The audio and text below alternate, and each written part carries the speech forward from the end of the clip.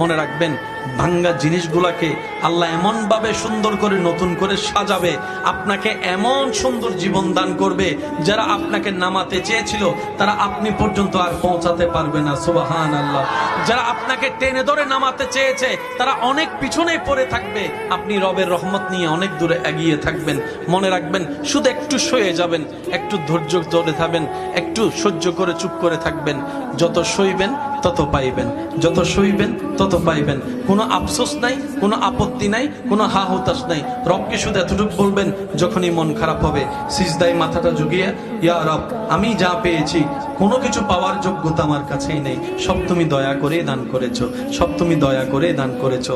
একটা জিনিস পাওয়ার যোগ্যতা আমার নাই, এই চোখ পাওয়ার মতো যোগ্যতা আমার কাছে নেই, এই কান শোনার মতো কান আমার কাছে নেই। আল্লাহ, কোনো কিছুরই পাওয়ার যোগ্যতা নাই, তুমি দয়া করে দেখার জন্য দুইটা চোখ দিয়েছো, তোমার দরবারে শুকরিয়া। সুবহানাল্লাহ।